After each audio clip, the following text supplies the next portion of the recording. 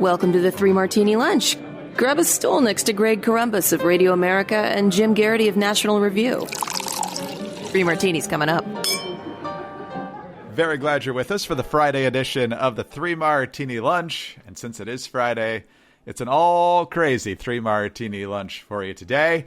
Jim and I have a slight disagreement about whether the first one is good. Jim says it's crazy kind of good because Gretchen Whitmer in Michigan, as the COVID numbers there are rising and are considerably higher than the rest of the country, is asking for voluntary, I don't know if quarantine's the right word, but voluntary restrictions.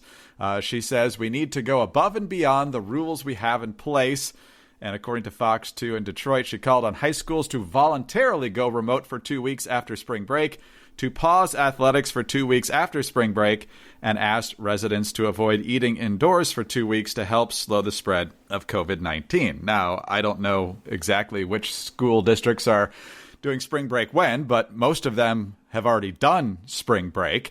So, Jim, there's something very important happening in Michigan this weekend, which is why I think it's not mandatory. It's only voluntary. It's high school basketball championship weekend. And I have a personal stake in this because my alma mater is playing for a state championship tomorrow. 2 years ago, they lost a heartbreaker in the finals. Last year, they were loaded for bear, but of course, just like everyone else, they had their postseason short-circuited by the pandemic, and now this year they're undefeated and on the brink again. But it's not just the fact that my high school is in the finals. It's also the fact that these teams, kind of like the NCAA teams, that were in the bubble. They've kind of been in bubbles all year long, and to yank that from under their feet on the last day of the season would definitely not be a good move by the governor. The games are being played in Lansing, so they're not that far away from voicing their opinion in very strong terms. Girls' finals are today. So Gretchen Whitmer could have gone more draconian here. She didn't, but I think there's good reasons for it, not only for the fact that people are tired of being told what to do by her and other governors, but we've got evidence from Florida and California and beyond that restrictions versus looser rules don't necessarily make a difference. I was going to say, Greg, you're not saying that she's putting public opinion and how it could affect her reelection prospects next year over the interests of public health and people's lives, are you? Never. 60 Minutes will get right on that, I'm sure. But here's the thing. Here's what I think is really intriguing about this. And I couldn't make this a full good martini. I do think it's a really odd and surprising development, and it does indicate that maybe Whitmer has learned something from the experience of the past year, because as I posted in the corner recently, your old home state is in really rough shape. Earlier in the week, I was talking about how many of the worst hit communities in the country over the last 2-3 weeks are in the state of Michigan. Right now, we're up to 16 of the top 20 cities with 50 or 1,000 more residents or more are ranking in that top 20 of the average number of daily new cases over the last 2 weeks. Right now, Jackson, Michigan has twice the average number of daily new cases as New York City. That's how bad it's getting. And you look at the state tracking data dashboard, cases are up, hospital use is up, the average case rate is up considerably. Pretty much all over the state, although the Upper Peninsula is not quite as in bad shape as everywhere else is. Hospitalizations are increasing. And the death rate is increasing for the second straight week. This is really, and what's really, really odd is that you might be, this is bad, but it's probably bad in a whole bunch of other places. Well, Michigan right now, in the last week, has averaged 492 cases per 100,000 residents. It's not just the worst in the country. It's like by far the worst, because the second highest is New Jersey, my old home state, at 328. Right, so they're 170 or so, or 160 below the next one. Next one is New York, 239.9, Minnesota, 232.8, Pennsylvania is at 230, and those are the 5 worst states. And the really weird thing is you look at these neighboring states, they're nowhere near what Michigan has. Ohio is at 113.8, Wisconsin's at 96.2, Indiana 102.9. And again, this is not total. This is averaging it out per 100,000 residents. So it's not like you'd say, more heavily populated states are going to have a bigger problem or something like that. It is a really bad business. The state is in really rough shape. It's a very bizarre how they are getting hit so severely when the surrounding states aren't. If there was ever a circumstance where Gretchen Whitmer could semi-plausibly argue we have to reinstate these quarantine restrictions, we have to go back to what we were doing in the spring, this is it. And she's not doing it, or at least so far. Right now, she's saying it's voluntary. I think that indicates she recognizes one, pandemic fatigue and quarantine fatigue, coupled with the fact that she may have burned through some of her credibility with her nutty things about we're going to ban you from buying seeds, and the Walmarts of the world have to cordon off certain aisles of the store and all that kind of stuff. So you're going to hear, I'm not going to give her like two hands clapping. You hear this? That's two fingers clapping. That's how much I applaud her. But again, I would, knowing what we based on this, I would expect her to have done, all right, everybody back into your homes, deploy the SWAT teams. That's it. Everybody, and she's not doing that. I want to give her a little bit of credit for that. This is all happening in the context of this state getting hit really, really, really bad and standing out from the rest of the pack from at a time when everybody else seems to be doing pretty well. And as I noted yesterday, statewide, the vaccinations are going okay, not great, but nothing really outstandingly bad. What really strikes out, though, is that Detroit has a pretty lousy vaccination effort. Hey, good thing their mayor didn't want any of that Johnson & Johnson vaccine. Well, of course, whenever something like this happens and the numbers go in the direction you don't want them to go, nobody, of course, is going to accept responsibility. It's always the other side's fault. So I'm seeing a lot of Democrats on Twitter saying Gretchen Whitmer had this under control. It's the Republicans in the legislature that forced her to ease up. And my favorite part about all these tweets from the left is that several of them had the exact same wording. So you know that these were clearly original thoughts from all of these people. I'm going to jump in here, Greg. They forced her to do this? all executive power resides in the executive, right? It's not like there was a legislative veto over these quarantine restrictions, right? I don't know exactly how it played. I didn't pay that close of attention, but I think there was a fight over whether she could continue to use the emergency powers. So the defense is that she's easily influenced, bullied, and intimidated into not doing what she thinks is right. This is the excuse. This is the defense of why Whitmer's not to blame. Okay, just making sure. Yes, exactly. If she is going to do anything next week, I wouldn't be surprised. I do think she wants to let the sports finals play out, and I'm glad she's not going to punish 16, 17, 18-year-old kids who probably aren't at that much risk for the numbers going south here. So I am glad to see that, and more importantly, go Mountaineers. All right, on to our first ad of the day, MyPillow. Rest easy, folks in Michigan, if you can. If you need to hunker down, stay comfy on MyPillow and their other products. In fact, they give that same great attention that they give to their pillows to their towels. Right now, 3 Martini Lunch listeners can get 2 of the 6-piece towel sets for one low price and free shipping. MyPillow towels have a proprietary technology that makes these towels highly absorbent. They are soft to the touch without that lotiony feel. They have a 10-year warranty and a 60-day money-back guarantee. They are washable, they are dryable, and have 7 colors to choose from. Awesome towels. I've said it so many times. They're fluffy, they're soft, they're big, they absorb so well. You're dry super quick. Can't recommend them highly enough. Single 6-piece set includes a 2 set of bath towels, 30 inches by 56, 2-pack of hand towels, 2-pack of washcloths. Really, really good stuff. So go to MyPillow.com to learn more and to order. Right now, for our listeners, all 6-piece towel sets are buy 2 for one low price and free shipping. Just use the promo code Martini at checkout or call 800-874-0104. That's MyPillow.com, code Martini, or call 800-874-0104 for 2 6-piece towel sets for one low price and free shipping. All right, Jim, let's move on to our second crazy martini. Definitely crazy bad, though.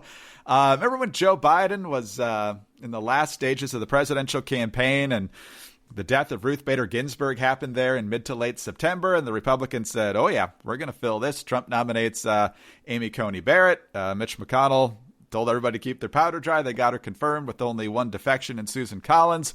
And Joe Biden was cryptically saying that, I don't know, maybe I will court Pac, but I can't give that answer because that's all anybody would ever ask me about. Worst answer in the history of mankind. But nonetheless, by Election Day, I think Joe Biden had said that he was going to appoint a commission to study these sorts of things. Well, he's now appointed the commission. And this is the purpose of the commission, according to the White House statement.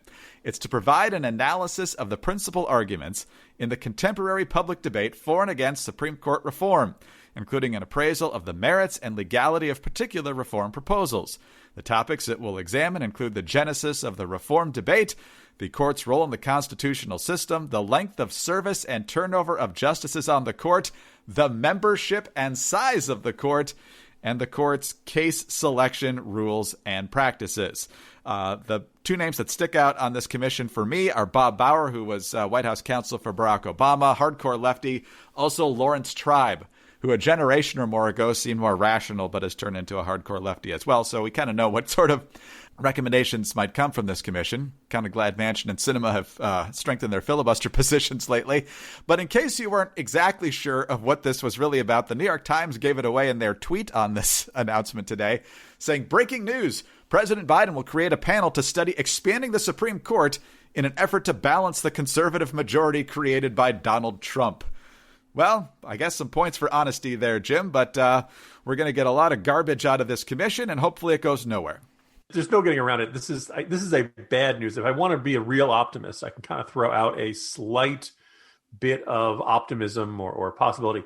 What does a politician do when they don't? If a politician really wants to do something, they just go out and do it. When they have something they kind of want to do, or that their allies expect them to do, they feel like they're obligated to do it, but they don't want to take the political hit from doing it. What they do is generally some sort of, we're going to have a blue ribbon commission study this. And that, I think, is what we're seeing at work in this situation. You know, Joe Biden is kind of counting on the commission to come along and say, well, yeah, this is how you could do it, and this is how this would work out, and this wouldn't be so bad, and all that kind of stuff. My guess, though, is that this is going to cause some real headaches. Because on the one hand, it's not the craziest thing in the world to say, hey, maybe we should have retirement at a certain age for that, or maybe you should only stay on the court for a certain number of years or something like that. It's not the nuttiest, craziest thought. The problem is that nobody necessarily trusts either party to not try to maximize their advantage. And it always is, okay, let's just start retirement with your guys, and my guys can stay on for as long as they like. I don't expect this commission to create enough political cover to allow the Democrats to say, we're going to pack the court. Clearly 9 Supreme Court justices is bad and wrong. Clearly we need 11 or 13 or 15 or some other bigger amount or something like that. But I can't get too optimistic about it, because that's clearly the objective of this commission. Clearly, it's an effort to try to create enough political cover so that the Biden administration and other folks get the ball rolling on this. I don't think it will come to pass, but it's still not a good sign that Democrats are trying to do this, and that Joe Biden, who we kept being told was a moderate, could not stand up to the rest of his party and say, yeah, no, we're not going to do that.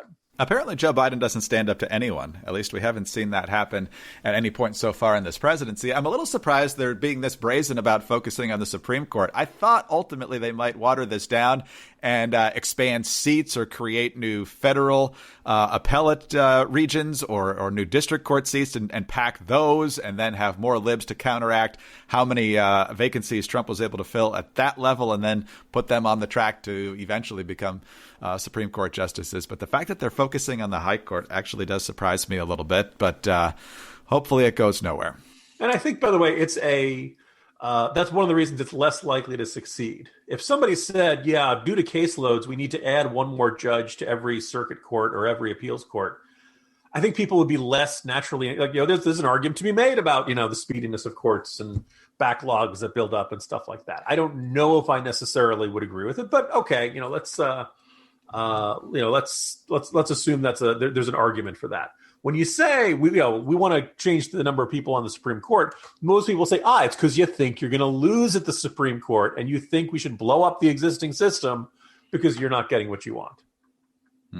I'm surprised they haven't already said that 4 new Supreme Court justices would fall under infrastructure. So. Everything is infrastructure. Well, Joe Biden certainly wants to make a mess out of the courts, but you don't need to make a mess out of your insurance policies. And thankfully, you've got Gabi to help you navigate all that. Because look, when it comes to car and home insurance, don't we deserve better?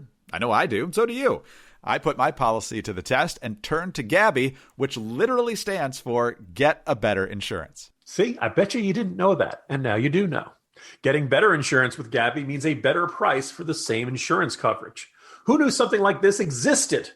Well, they are the one true comparison platform with real rates. They give you an apples-to-apples comparison of your current coverage with 40 of the top insurance providers. We're talking about companies like Progressive and Nationwide and Travelers, and it's all in one place. You use your current insurance information to get started, and in just minutes, you'll be able to see quotes for the exact same coverage you currently have, and it's free to use. Free to use. And it's a very simple process. Sometimes they say it's simple, but it really takes forever and you got to jump through a bunch of hoops. No, there's several prompts, really easy stuff. Just about all of it you already know. At the end, you link to your current insurance policy. They match you up with other policies that cover the same things, and they show you how much you can save. It really is that simple. Good news was we didn't have to switch, but it's great to know, and having the peace of mind knowing we did have a good deal was very beneficial as well. So whether you change your insurance or not, it's still worth your time. Gabi customers save $961 though per year on average, and they'll never sell your info. So no annoying spam or robocalls will be coming your way if you use Gabi. So put your policy to the test like I did. Get a better insurance with Gabi. It's totally free to check, and there's no obligation. Go to Gabi.com/martini. That's GABI.com/martini. Gabi.com/martini. All right, Jim. Well, the good news is, at least over at CNN, we've apparently run out of things to be offended by, because now they're down to the ridiculous issue of Asian-looking font in the English language. Their official title is Karate Wonton Chow Fun, the end of chop suey fonts. So, if you go to a Chinatown, we've got one in D.C. Obviously, San Francisco has a big one. Many major cities have them.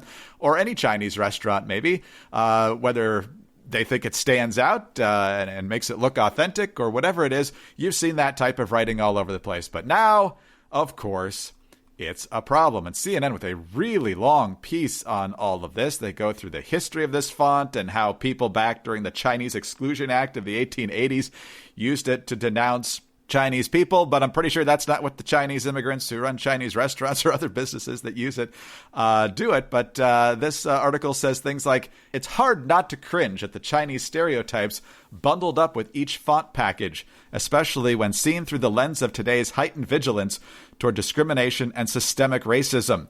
Critics believe that using chop suey typefaces is downright racist, particularly when deployed by non-Asian creators. So it's apparently cultural appropriation.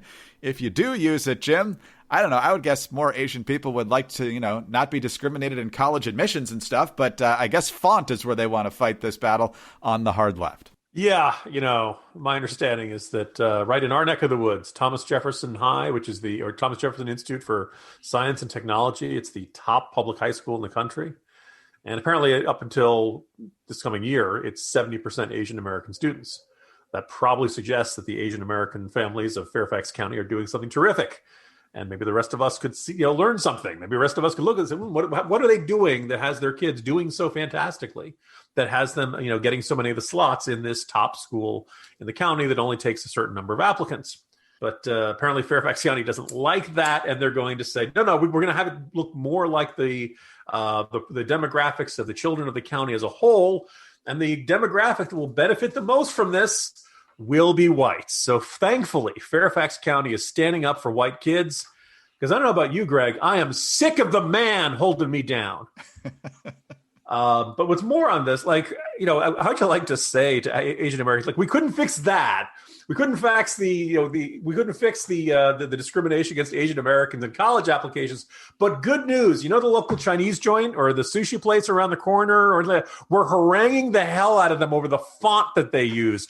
Don't you feel rescued, Asian Americans? Yes, you're welcome. The first thing is that I'm intrigued by the people who say it's more offensive if a non-Asian American owned establishment or run establishment uses the font, but it's less offensive if an Asian American owned or run establishment. So, Greg, the first question is, let's say a Chinese or Asian fusion or some restaurant that uses this font is a success, becomes a success, and then the Americans who run it choose to sell it to, say, white Americans. Does the font then become offensive, even though they've been using it all along? Do they have to change the font as part of the transition of ownership? Because at that point, then the next question is, if you are half Asian in your heritage and half something else, Are you only allowed to use half the Asian font languages? Do you do it like alternating set letters, or do you just do alternating words? Or maybe one side of the menu uses that font and maybe the other one doesn't. Or maybe we could stop worrying about fonts. Pandemic's over. Crime's done. We're not worried about, China and Taiwan, Russia and Ukraine. No, all that stuff's fixed. Okay, because if we're in fonts, I should be looking out my window and it should look like the Jetsons. It should look like every problem in society has been solved. And now we're worried about the really rinky-dink stuff like fonts. And I'm sure, Greg, somewhere out there, somebody's going to find out that rinky-dink is, etymology goes back to some sort of, Finno-Norwegian American, slang term, and I've just offended them or something like that. That's the. Hey, you know what, Greg? It's Friday. It is Friday. I do want to end. I should have done this at the beginning so we could end on this lighter note. But we learned about the death of Prince Philip today, the husband of 73 plus years of Queen Elizabeth, 99 years old. Came 2 months short of reaching 100. We don't talk about the royals much because, quite frankly, most of the younger generations, other than maybe Prince William, are pretty much train wrecks. But anytime you've got a monarch who's been there for almost 70 years and her husband passes away, it's worthy of a quick mention. What do you make of it? I'm really sorry to see him go. I pay almost no attention to the royal family, but it's always sad to see someone pass away like this. Yes, he was really getting up there in years, but Greg, I'm just glad he didn't go through any, shocks or really difficult times with his family in the past few weeks. It's the good news is it's been smooth sailing for the last few months, right? Right. The media, they always have an agenda. We learned this morning that, of course, that he passed away. Reuters at 10:50 a.m. Eastern time has this headline: "Despite loss of husband, little sign Queen Elizabeth will abdicate." Probably not the first thing on her mind right now. So the media once again distinguishing themselves in amazing ways. Way to go, folks. Way to go. Exactly. All right. Well, Jim, on that note, off to the weekend we go. Have a good one. See you Monday, Greg. Jim Garrity, National Review. I'm Greg Corombos of Radio America. Thanks for being with us today. Have a good weekend. Do subscribe to the 3 Martini Lunch podcast. Grateful for your 5-star ratings and your kind reviews. To get us on those home devices, all you have to say is play 3 Martini Lunch podcast. Follow us on Twitter. He is at Jim Garrity. I'm at Dateline_DC. Have a great weekend, and we'll see you again on Monday for the 3 Martini Lunch. Hi, it's Dana Lash, host of The Dana Show. Every day, I'm here to keep you up to speed on the most important stories and info that you need to know in your very busy life. And if you're always on the go and you want to stay connected, just download our daily podcast and take it with you. It's a great way to get up to speed on what you need to know and what legacy media may not be telling you. Visit danaradio.com and click on the podcast link or subscribe at iTunes, Spotify, or wherever you get your favorite podcasts.